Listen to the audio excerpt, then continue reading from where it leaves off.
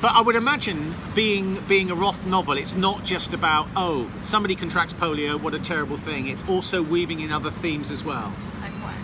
Well, I don't know. I haven't read the book, but does it weave in somebody's coming of age? Is it about somebody's aspirations? They want to be an athlete. They want to achieve something. They want to be a scholar, and they're stricken down with polio and they're bedridden for months, and it deprives them of some vitality of their youth and makes them very mortal and unable to walk because it was a crippling disease. So it's about how somebody overcomes that and how it brings somebody right down. And the main narrator, since he was a little kid, he was unable to do all of that physically. Like he was not strong physically. When did he contract? What age was he when he contracted polio? In the story? I'm not sure. When 10, 9, 8, 9, 10.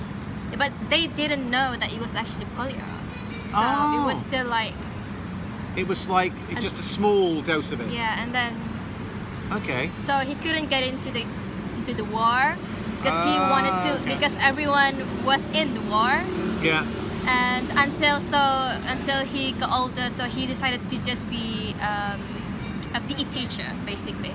Okay. So until the polio happened in Newark. Yeah. That occurred to all the children, and then he decided to move out because he kind of like have enough of it. This is not a beer, but if we wanted to, we could buy a beer here tonight. But sadly, we're going, sorry to interrupt, but we are going home in about half an hour, aren't we? Yeah. So this is not a night stop in Miri. We would like it to be. Sadly not. So he moved out. He moved to Indiana Hill to meet his fiancée, to get married, until her sisters apparently got the infection. After a few weeks, the narrator went there.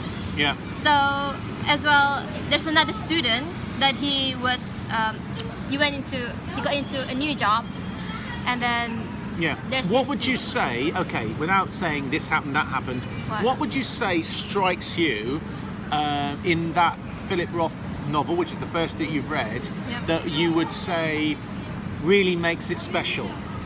I mean, is there anything you can say, oh, the story, I mean, it's not a science fiction story, there's no aliens, there's no time travel, it's a real story, but what is there about Philip Roth's writing that you think is great, that really makes you want to come back and read another one? Because you do, right? Yeah, it's just the fact that it's beautiful writing. The language is wonderful, and he really gets inside the head of the characters, doesn't he? It's not much metaphorically. Yes, that's right. Yeah, what do you say? And you keep saying it. I keep saying it. So and you were right the other day about there's one that like few pages of his novel. It's just gonna be just one paragraph.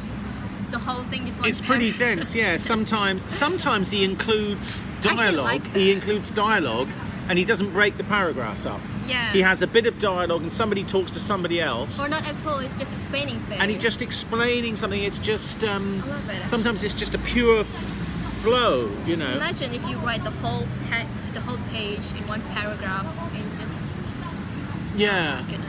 you really have to go back again. Sometimes he does write dialogue conventionally, so he has a paragraph break for every character, and it's blah blah blah he said. Incidentally, I was reading recently talking about writing techniques, and I was studying Murakami, and one used to think years ago that if you're writing dialogue, you should say, "Wow, that's amazing," Paul exclaimed.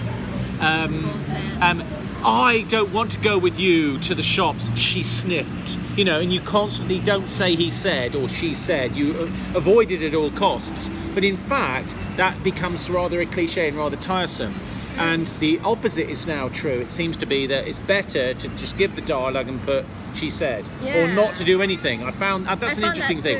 Yeah, it's like it's just you switch off. Otherwise, it's he exclaimed, but you know, she ejaculated, or in English lessons in high school, you must have it was always something different. Yeah, they're always trying to. Well, the objective there was they're trying to stretch your vocabulary, but that's a bit superfluous to say that of somebody like Updike or Roth or Murakami when they've got fabulous vocabularies. Yeah. But when they're writing dialogue, it's almost like they don't want to get in the way or seem to be overly literate, and it's just blah blah blah blah blah blah blah he said, blah blah blah blah blah. And sometimes it'll just be paragraph break, and it won't be he said or she said at all. It'll just be stop, and you have to figure out who's talking, and you know it's one then the other, and sometimes you lose track. But just occasionally, if you're writing dialogue, you need to drop in and say John moved and scratched his head and then said blah, blah. So it just reorientates the reader to who's speaking, because after flip flip flip, if you've got two characters and they're going at it and you've got just dialogue, and it's more appropriate to be written in the format of a play, and in a play of course you've got the character's name at the beginning of every line, then that's fine. But in writing you don't know who's talking, so if it's really obvious who's talking, but sometimes it isn't, you know, and you just need to remind. Anyway, that's an interesting point. But Roth will sometimes not break up the dialogue. He just has a continuous flow of writing with some thoughts thrown in as well. So you're inside one character's head, but you're not inside the other. It's amazing how flexible you can be. Or how flexible he is. Yeah. So I am inspired. Roth has been somebody who's interested me for a while, because I think I found out about him and then started to watch some documentaries and read some articles about him, but I didn't actually read him. And of course, sadly, 2-3 weeks ago now, he passed away at the age of 85. So I thought, well, now is the time to read him.